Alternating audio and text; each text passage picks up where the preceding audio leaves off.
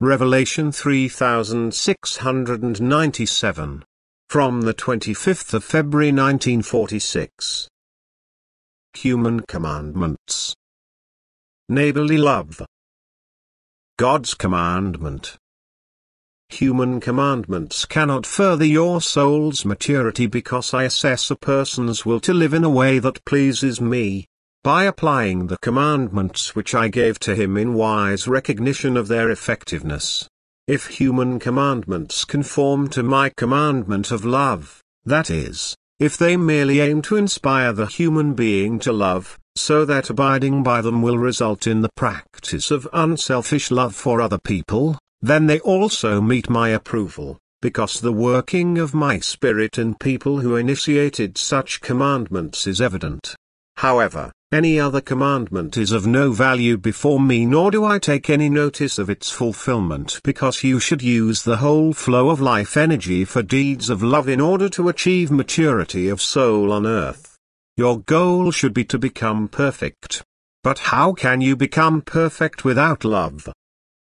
How can you expect a flow of mercy by observing commandments whose failure of fulfillment is an offense against love?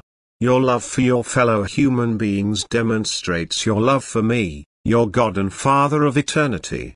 Anyone lacking love for his fellow human beings also lacks the right kind of love for me, which would urge him to do neighbourly deeds of love. If you pretend that you, with love for me, observe the commandments which demand various external actions, I will not acknowledge such love, since they are mere formalities which you observe to secure yourselves rewards promised by people. They are not actions of love by which alone you demonstrate your heart's love to me, by which alone you can become blessed. All external formalities, everything recognizable on the surface has not mine, but human will as its originator.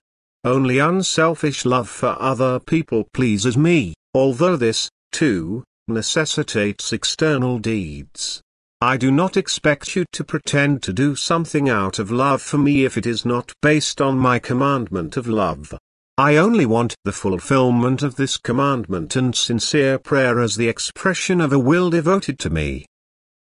Only then can you gain privileges of mercy and strength, for there are no other means of grace than prayer and unselfish love.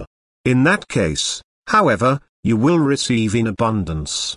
Your entire life should be an internal one without pretentiousness, yet outwardly you should declare me, you should confess my teaching, which you must endeavor to follow, you should openly admit to the world your faith in me, in my name and my act of salvation, that is, you should speak to your fellow human beings so that they know your thoughts and that your aspirations do not relate to the physical world but to the spiritual realm.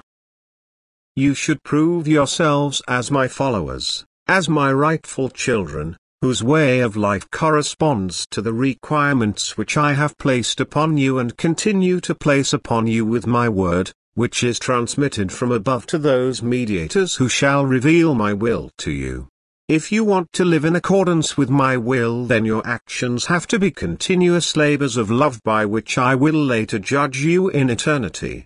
And not external gestures and actions which are of no benefit to your soul but which rather make the human being careless in observing the only important commandment: to love selflessly. Amen.